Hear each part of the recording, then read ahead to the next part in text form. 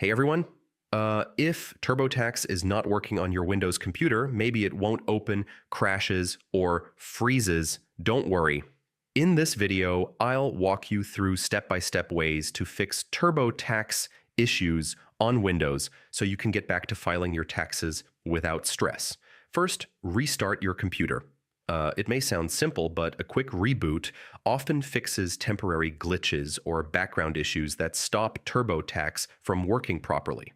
Next, run TurboTax as an administrator. Right-click the app and select Run as Administrator, which helps resolve permission-related problems.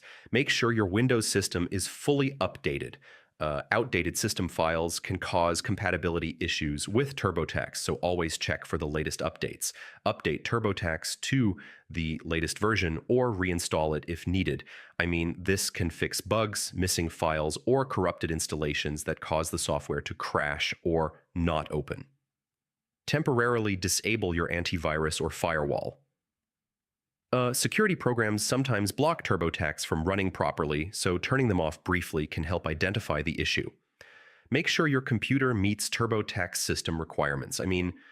If your Windows version or hardware is outdated, TurboTax may not function correctly.